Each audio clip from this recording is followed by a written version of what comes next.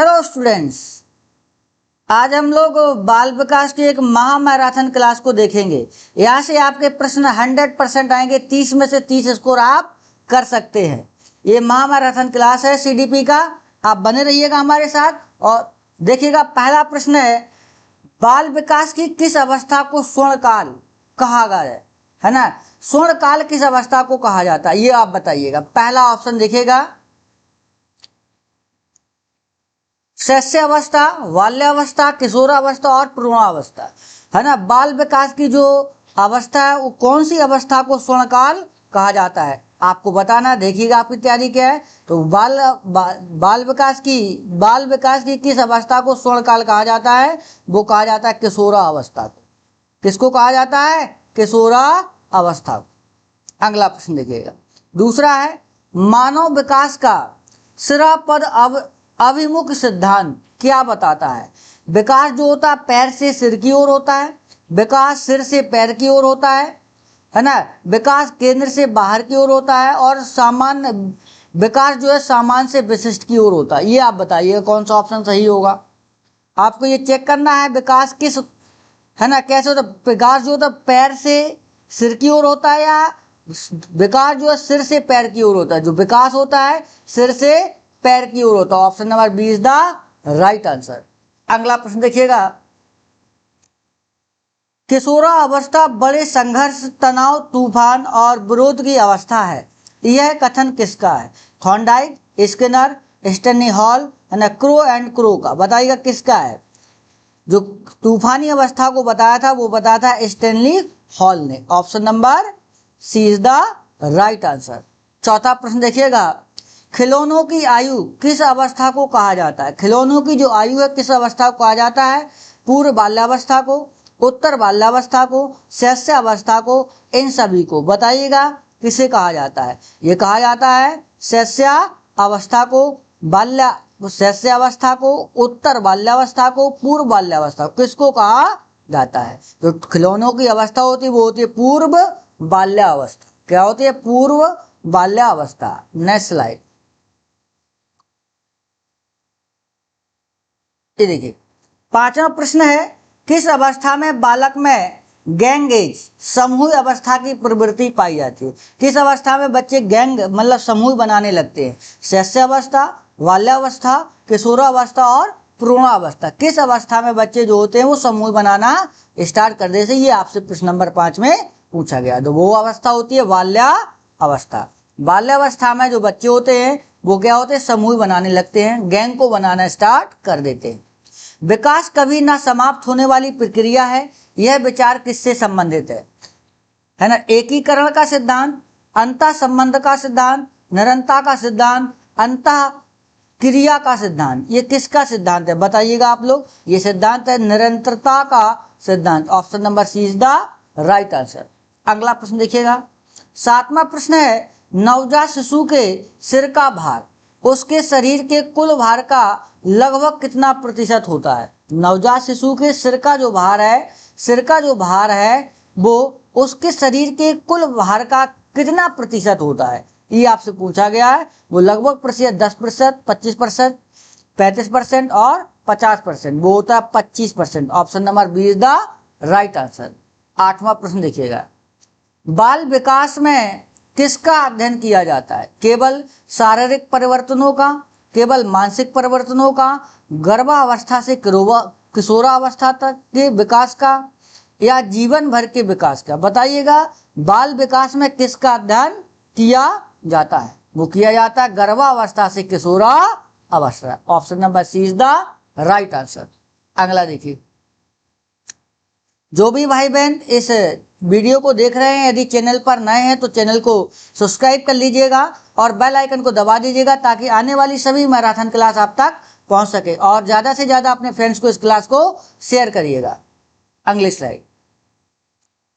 किस मनोवैज्ञानिक के अनुसार विकास एक सतत और धीमी धीमी प्रक्रिया है ना। विकास जो होती है सतत और धीमी धीमी प्रक्रिया है।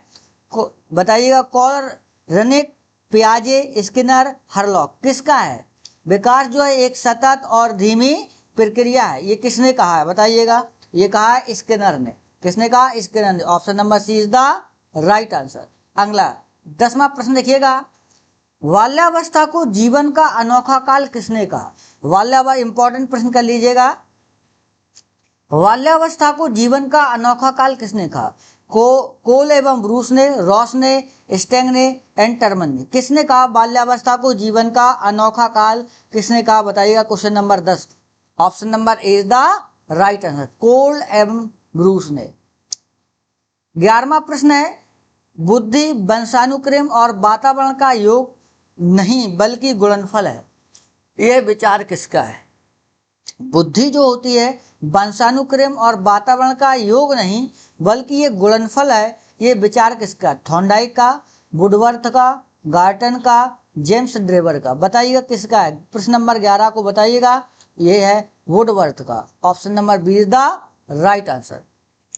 मानव व्यक्तित्व किसका परिणाम है? मानव व्यक्तित्व किसका परिणाम है? केवल आनुवंशिकता, केवल वातावरण का, आनुवंशिकता और वातावरण की अंतःक्रिया का, पालन पोषण एवं शिक्षा का, है ना? केवल आनुवंशिकता का या केवल वातावरण का, आनुवंशिकता और वातावरण की अंतःक्रिया का, पालन पोषण एवं शिक्षा का। बताइएगा मानव व्यक्तित्व किसका परिणाम है? तो option number C is the right answer. अगला प्रश्न देखिएगा, आनुवंशिकता का वास्तविक निर्धारण किसे माना जाता है? जो बता आनुवंशिकता का वास्तविक निर्धारण किसे माना जाए? किसने ये किसे माना जाता है? कोशिका का, गुणसूत्र को, जीन को, है ना, इग्नस को। बताइएगा जाइगोट, जिसे कहा जाता है जाइगोट। बताइएगा प्रश्न नंबर 13 का कौन सा ऑप्शन सही होगा? तो आनुवंशिकता का वास्तविक निर्धारण वो होता है जीन से होता है। अगला प्रश्न देखिएगा, 14वां प्रश्न है, मानव कोशिकाओं में गुणसूत्रों के कितने जोड़े पाए जाते? इंपॉर्टेंट प्रश्न कर लीजिए। मानव कोशिकाओं में गुणसूत्रों के कितने जोड़े पाए जाते हैं? 22 जोड़े, 23 जोड़े, 24 जोड़े और 46 जोड़े। बताइएगा कितने जोड़े पाए जाते हैं? तो वो पाए जाते हैं 23 जोड़े। 15वां प्रश्न देखिएगा, वर्णधानता और हीमोफीलिया किस प्रकार के कारक हैं? पर्यावरणीय कारक, आनुवंशिक कारण, सामाजिक कारण, आर्थिक कारण। कैसे हैं ये बताइएगा। ये होते हैं option number B is the right answer, आनुवंशिक कारक है। 16वां प्रश्न है, बालक के विकास में सबसे पहला और महत्वपूर्ण सामाजिक वातावरण कौन सा है? बताइएगा बालक के विकास में सबसे पहला और महत्वपूर्ण सामाजिक वातावरण कौन सा है? विद्यालय, पड़ोस, परिवार, खेल का मैदान। बताइएगा कौन सा ऑप्शन सही होगा? Option number C is the right answer. सबसे पहले बच्चे जो होते हैं अपने परिवार में रहते हैं, है ना। सबसे पहले बच्चे क्या होते हैं? अपने परिवार में, है ना, खेलते हैं, कूदते हैं, पढ़ते हैं, लिखते हैं, तो उनका विकास यहीं से स्टार्ट हो जाता है। अगला स्लाइड देखिएगा, 17वां प्रश्न है, प्रकृति पोषण विवाद में प्रकृति से क्या तात्पर्य है? जैविक विशेषताएं एवं वंशानुक्रम सूचनाएं, हमारे आसपास का वातावरण, सामाजिक सांस्कृतिक कारक, भौतिक वातावरण। बताइए कौन सा ऑप्शन सही होगा? क्वेश्चन नंबर 17 का आंसर बताइएगा, वो होगा option number A is the right answer, जैविक विशेषताएं एवं या वंशानुक्रम सूचनाएं। Option number A is the right answer. जुड़वा बच्चे के संदर्भ में कौन सा कथन सत्य है? 18वां प्रश्न है, उनका वातावरण हमेशा समान होता है, उनकी आनुवंशिक बनावट 100% समान होती है, उनकी बुद्धि लब्धि में कोई समानता नहीं होती है, वे अलग अलग लिंग के हो सकते हैं। कौन सा कथन सत्य है? बताइएगा 18वें प्रश्न में। उनकी जो आनुवंशिक बनावट है वो 100% क्या होती है? सही मानी जाती है। Option number B is the right answer. 19वां प्रश्न, जैसे माता पिता वैसी संतान, जैसे माता पिता वैसी संतान, यह आनुवंशिकता का कौन सा नियम है? प्रत्यागमन का सिद्धांत, समानता का सिद्धांत, भिन्नता का सिद्धांत और बीज कोष की निरंतरता का सिद्धांत। बताएगा जैसे माता पिता वैसी संतान, जैसे ये माता पिता हैं और वैसे ही इनके दो बच्चे हैं, ये किसको बता रहे हैं? प्रश्न नंबर 19 बताइएगा। ये बताता है समानता का नियम। 20वां प्रश्न देखिएगा, किसी बच्चे के मानसिक विकास का वातावरण किसी बच्चे के मानसिक विकास पर वातावरण का प्रभाव देखने के लिए मनोवैज्ञानिकों ने किस प्रकार किस पर अध्ययन किया, उनके वातावरण को बच्चे के मानसिक विकास पर वातावरण का जो प्रभाव पड़ रहा है, मनोवैज्ञानिकों ने किस प्रकार का अध्ययन किया, भेड़िया बालकों पर, पशुओं पर, केवल जुड़वा बच्चों पर, ए और सी दोनों। बताइएगा कौन सा ऑप्शन सही होगा, बताइएगा कौन सा ऑप्शन सही होगा। वो होगा ए और सी, भेड़िया बालकों पर और केवल जुड़वा बच्चों पर। Option number D is the right answer. अगला प्रश्न, जीन पियाजे के अनुसार संज्ञानात्मक विकास की अद्वितीय अवस्था कौन सी है? जीन पियाजे ने बताई, कौन सी बताइए? संवेदी पेशीय अवस्था, पूर्व संक्रियात्मक अवस्था, मूर्त संक्रियात्मक अवस्था, औपचारिक संक्रियात्मक अवस्था। बताएगा जीन पियाजे के अनुसार संज्ञानात्मक विकास की द्वितीय अवस्था कौन सी है? बताइएगा 21 नंबर प्रश्न को बताइएगा, वो है पूर्व संक्रियात्मक अवस्था। Option number B is the right answer. 22वां प्रश्न देखिएगा, वाइगोत्स्की के अनुसार बच्चे जो होते हैं स्वनिर्देशित कार्यों के लिए खुद से बात करते हैं, उसे क्या कहते हैं? निजी भाषा, अहम केंद्रित भाषा और सामाजिक भाषा, भ्रांत भाषा। बताइएगा भ्रांत भाषण, भ्रांत भाषण, बताइएगा निजी भाषण, अहम केंद्रित भाषण, सामाजिक भाषण और भ्रांत भाषण। कौन सा भाषण कहा जाता है? बताइएगा 22वां प्रश्न बताइएगा, उसे कहा जाता है निजी भाषण। क्या कहा जाता है? निजी भाषण।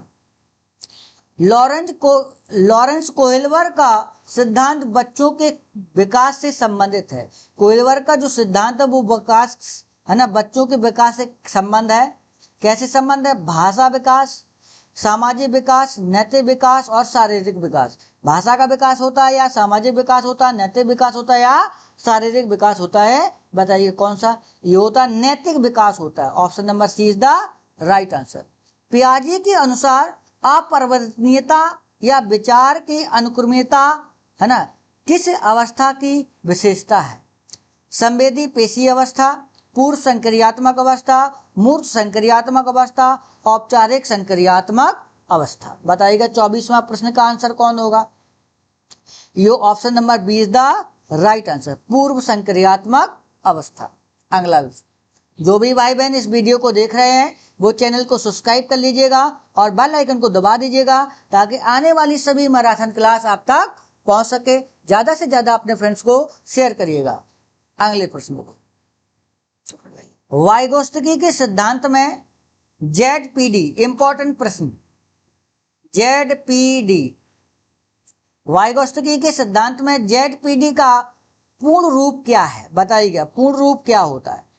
Zone of proximal development, zone of personal development, zone of primary development, zone of physiologically physiologically development. बताइएगा कौन सा ऑप्शन सही होगा? Option number A is the right answer.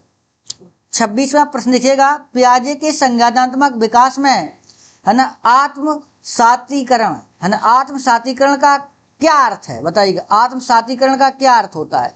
पुरानी स्कीमों पुरानी स्कीमा को भूल जाना, वर्तमान स्कीमा में नई जानकारी को शामिल करना, नई स्कीमा का निर्माण करना, समाज के नियमों को सीखना। बताइएगा कौन सा ऑप्शन सही होगा 26वां में? Option number B is the right answer. Kohler के अनुसार हिंज की दुविधा का प्रयोग किसके लिए किया गया था? बच्चों की बुद्धि मापने के लिए, बच्चों के नैतिक तर्क का परीक्षण करने के लिए, बच्चों की स्मृति जांचने के लिए, बच्चों के संवेगों को देखने के लिए। 27वां प्रश्न बताइएगा, option number B is the right answer, बच्चों के नैतिक तर्क का परीक्षण करने के लिए। आइए 28वां प्रश्न देखिएगा, बच्चे दुनिया के बारे में अपनी समझ का सृजन स्वयं करते हैं। बच्चे जो हैं वो दुनिया के बारे में अपनी समझ का सृजन स्वयं करते हैं। यह सिद्धांत यह प्रसिद्ध कथन किसका है? सिद्धांत नहीं, प्रसिद्ध कथन किसका है? पावलोव, स्किनर, जीन पियाजे, कोहेलवर। बताइएगा 28वां प्रश्न का कौन सा ऑप्शन सही होगा? Option number C is the right answer. अगला देखिए, वाइगोत्स्की के अनुसार वयस्कों द्वारा दी जाने वाली अस्थायी सहायता को क्या कहते हैं? टेम्पोररी सपोर्ट जो होता है उसे क्या कहा जाता है वाइगोत्स्की के अनुसार? 29वां प्रश्न देखिएगा। अनुकूल, है ना, दूसरा ऑप्शन पहाड़ अथवा ढांचा, है ना, समावेशन, शुद्धिकरण, उसे कहा जाता है option number 20 the right answer, ढांचे को कहा जाता है। पियाजे के अनुसार किस अवस्था में बच्चा अमूर्त प्रस्तावों के बारे में तार्किक रूप से सोचने लगता है? संवेदी पेशी अवस्था, पूर्व संक्रियात्मक अवस्था, मूर्त संक्रियात्मक अवस्था, औपचारिक संक्रियात्मक अवस्था। बताइएगा 30वें प्रश्न का कौन सा ऑप्शन सही होगा? औपचारिक संक्रियात्मक अवस्था, option number D is the right answer. अगला प्रश्न देखिए, निम्न में से कौन सा सामाजिकरण, है ना, कौन सा सामाजिकरण का प्राथमिक कारक है? विद्यालय, परिवार, मीडिया, धार्मिक अवस्था। बताइएगा सामाजिकरण का प्राथमिक कारक कौन सा होता है? वो होता है परिवार। ये हम लोग पहले ही पढ़ चुके हैं। सामाजिकरण की प्रक्रिया में विद्यालय को किस श्रेणी में रखा जाता है? प्राथमिक कारक, द्वितीय कारक और तस्ट, है ना, तस्ट कारक और मुख्य कारक। बताइए कौन सा ऑप्शन सही होगा 32वां में? वो होगा द्वितीय कारक। परिवार प्रथम कारक होता है, विद्यालय जो होता है वो द्वितीय कारक। विद्यालय क्या है? द्वितीय कारक है। विद्यालय होता है वो द्वितीय कारक है। अगली स्लाइड देखिए। 33वां प्रश्न है, सामाजिकरण क्या है? सामाजिक मानदंडों में परिवर्तन, समाज के आधुनिकीकरण की प्रक्रिया, समाज के नियमों और मानदंडों के साथ अनुकूल, केवल दोस्तों के साथ बात करना। बताइएगा सामाजिकरण क्या होता है? Option number C is the right answer. समाज के नियमों और मानदंडों के साथ अनुकूल, है ना, अनुकूलन, है ना। ये देखिएगा मैडम बैठी है, सारे बच्चे बैठे हैं। 34वां प्रश्न है, बच्चों के सामाजिकरण में खेल की क्या भूमिका है? यह समय की बर्बादी है, यह शारीरिक विकास तो करता है पर सामाजिक नहीं, यह बच्चों में सहयोग, टीम भावना और नियमों का पालन करना सिखाता है, यह बच्चों को आक्रामक बनाता है। बताइएगा कौन सा ऑप्शन सही होगा? 34वां प्रश्न। यह क्या होता है? बच्चों में सहयोग, टीम भावना और नियमों का पालन करना सिखाता है। सामाजिकरण की प्रक्रिया कब शुरू होती है? बाल्यावस्था से, किशोरावस्था से, जन्म से ही, विद्यालय जाने पर। जो सामाजिकरण की प्रक्रिया है कब शुरू होती है बच्चों में? बताइएगा कौन सा ऑप्शन सही होगा? वो होगा option number C is the right answer, जन्म से ही शुरू हो जाती है। 36वां प्रश्न है, किस अवस्था में सामाजिकरण अपने चरम पर होता है, पीक पर होता है ना, और मित्र मंडली का प्रभाव सबसे अधिक होता है? बताइएगा किस अवस्था में होता है? शिष्यावस्था, पूर्व बाल्यावस्था, पूर्व बाल्यावस्था, उत्तर बाल्यावस्था और किशोरा अवस्था। बताइएगा कौन सी अवस्था में होता है? जो होता है वो होता है किशोरा अवस्था में। अगला स्लाइड 37वां प्रश्न देखिएगा, लुकिंग ग्लास सेल्फ या आत्मदर्पण का सिद्धांत किसने दिया? मीड, कूले, दुखीर और फ्राइड। बताइए किसने दिया? Option number C is the B is the right answer, Cooley ने दिया था। 38वां प्रश्न, लिंग जेंडर का एक संरचना है, जैविक, शारीरिक, सामाजिक और आनुवंशिक, है ना, जेनेटिक। बताइएगा क्या है? लिंग एक संरचना है। 38वां प्रश्न है वो है सामाजिक। अगला प्रश्न देखिएगा, लड़कियां गणित में कमजोर होती हैं और लड़के साहसी होते हैं, यह कथन किसको दर्शाता? लैंगिक समानता, जेंडर रूढ़िवादिता, लैंगिक पहचान और सही दृष्टिकोण। बताइएगा 39वां प्रश्न, ये बताता है जेंडर रूढ़िवादिता को, है ना, जेंडर रूढ़िवादिता को बताता है। 40वां प्रश्न, शिक्षक को अपनी कक्षा में लैंगिक रूढ़िवादिता को कम करने के लिए क्या करना चाहिए? लड़कों और लड़कियों को अलग अलग बैठाना चाहिए, ऐसा काम देना जिसमें लड़के और लड़कियां दोनों मिलकर काम करें। तीसरा ऑप्शन है लड़कियों को केवल घरेलू कला सिखाना, लड़कों को रोने पर कमजोर, है ना, कमजोर कहना। बताइए कौन सा ऑप्शन सही होगा? Option number B is the right answer. Next slide 41वां प्रश्न है, बुद्धि के द्विकारक सिद्धांत। इंपॉर्टेंट प्रश्न कर लीजिएगा। बुद्धि का जो द्विकारक सिद्धांत है इंपॉर्टेंट कर लीजिएगा। बुद्धि के द्विकारक सिद्धांत का प्रतिपादन किसने दिया? थॉर्नडाइक, स्पीयरमैन, वर्नर और बेनी। बताइएगा बुद्धि के द्विकारक सिद्धांत का प्रतिपादन किसने किया? ये आपको इंपॉर्टेंट प्रश्न है, याद रखना। स्पीयरमैन, किसने किया? स्पीयरमैन, टाइपिंग मिस्टेक है, स्पीयरमैन, स्पीयरमैन। अगला प्रश्न की, बुद्धि लब्धि आईक्यू निकालने का सही सूत्र निम्न में से है ना? MA upon CA into 100, CA upon MA into 100 है ना, MA into CA, MA upon CA। बताइएगा कौन सा? ये तो लिखा ही है, कोई दिक्कत नहीं। कौन सा है? MA, ये लिखा है। इंपॉर्टेंट है ये, इसलिए लिख दिया गया, इसलिए यहाँ PPT में इस फार्मूले को लिखा गया क्योंकि ये इंपॉर्टेंट प्रश्न है।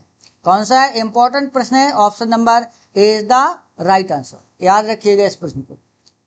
हर्बर्ट गार्डनर के अनुसार बहुबुद्धि सिद्धांत में कुल कितने प्रकार की बुद्धि का वर्णन मूल रूप से है? बताइएगा। 1 प्रकार, 3 प्रकार, 8 प्रकार और 12 प्रकार। ये प्रकार जो होते हैं इंपॉर्टेंट प्रश्न है, ये भी PPT में बना हुआ है आंसर। 8 प्रकार के होते हैं। अगला देखिएगा, मानसिक आयु का प्रत्यय सबसे पहले किसने दिया? विनय साइमन, टर्मन स्टर्न और टर्मन थॉर्नडाइक, किसने दिया? मानसिक आयु का प्रत्यय सबसे पहले किसने दिया था? 44 का आंसर बताइएगा। वो दिया था विनय साइमन ने। Option number A is the right answer. अगला देखिएगा, आपकी क्या तैयारी है आप चेक करते जाइएगा। टर्मन के अनुसार 90 से 109 बुद्धि लब्धि वाला बालक किस श्रेणी में आता है? मंद बुद्धि, सामान्य बुद्धि, श्रेष्ठ बुद्धि, प्रतिभाशाली बुद्धि। बताइएगा 45 का आंसर, वो आएगा सामान्य बुद्धि। 46वां प्रश्न है, भाटिया बैटरी का प्रयोग किसके मापन हेतु किया गया? व्यक्तित्व, सृजनात्मकता, बुद्धि और रुचि। बताइएगा। तो भाटिया बैटरी का जो प्रयोग किया गया वो किया गया था बुद्धि के मापन में। Option number C is the right answer. 47वां प्रश्न है, बुद्धि का तरल क्रिस्टलीय किसने दिया? है ना, RB कैटेल, थॉर्नडाइक, स्किनर और गिलफोर्ड। बताइएगा किसने दिया? 47वां का आंसर बताइएगा। Option number A is the right answer. बुद्धि के त्रिविमीय सिद्धांत के प्रतिपादक कौन है? बुद्धि के जो त्रिविमीय सिद्धांत का प्रतिपादक कौन है? थर्स्टन, गिलफोर्ड, स्पीयरमैन, है ना, गार्डनर। बताइए कौन है ना? ये इसके जो बुद्धि के त्रिविमीय सिद्धांत वो दिया था, वो किसने दिया था? ये आपसे पूछा गया है, इंपॉर्टेंट प्रश्न को इसको कर लीजिएगा आप, है ना। Option number B is the right answer, Guilford ने दिया था। अगली स्लाइड देखिए, यदि किसी बालक की मानसिक आयु 12 वर्ष और वास्तविक आयु 10 वर्ष है तो उसकी बुद्धि लब्धि क्या होगी? तो उसकी बुद्धि लब्धि क्या होगी? IQ आपसे पूछा गया है। देखिएगा, यदि किसी बालक की मानसिक आयु कितने वर्ष है? 12 वर्ष। कितने वर्ष है? 12 वर्ष है। और वास्तविक आयु क्या है? 10 वर्ष। तो है ना, मानसिक आयु 12 बटे में क्या होती है? वास्तविक आयु। इनटू में क्या होता है? 100। इनटू में क्या होता है? 100। 0 से 0 कैंसिल हो गया। 12 का गुणा 10 में होगा तो कितने आएगा? 120। क्या आएगा? 120। Option number C is the right answer. 50वां प्रश्न देखिएगा, प्रथम व्यवहारिक बुद्धि परीक्षण का निर्माण कब और किसके द्वारा किया गया? बताइएगा। इंपॉर्टेंट प्रश्न, इसको भी कर लीजिएगा। 1905 में अल्फ्रेड बिने द्वारा, 1916 में टर्मन द्वारा, 1912 में स्टर्न द्वारा, 1904 में स्पीयरमैन द्वारा। ये दिया गया था प्राथमिक प्रथम व्यवहारिक बुद्धि परीक्षण जो दिया था 1905 में अल्फ्रेड बिने ने। अंतर्मुखी और बहुर्मुखी व्यक्तित्व का वर्गीकरण किसके द्वारा किया गया? बताइएगा किसके द्वारा ये किया गया। 51वां प्रश्न है, बताइएगा, है ना।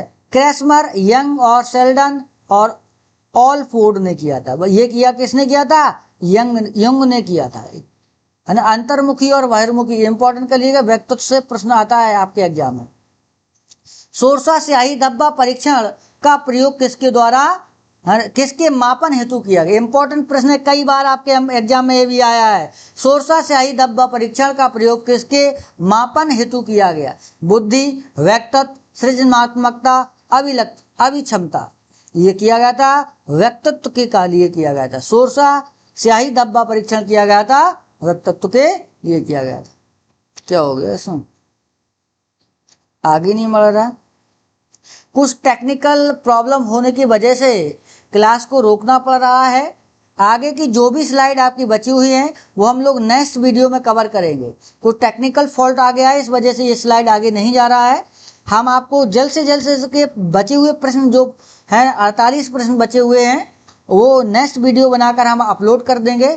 आपको एक ही काम करना है, आप देखिएगा आपकी तैयारी कितना है। लास्ट टाइम में आपको कोई नई चीज़ नहीं पढ़ना है, जो आपने पढ़ लिया वही बहुत है। बाकी का आप जितने से जितना प्रैक्टिस कर सकते हो आप प्रैक्टिस करिएगा। ज़्यादा से ज़्यादा वीडियो को शेयर करिएगा अपने फ्रेंड्स तक। चैनल को सब्सक्राइब कर लीजिएगा ताकि आने वाले सभी वीडियोज आपको मिल सके। हम लोग मिलते हैं नेक्स्ट लेक्चर में। धन्यवाद।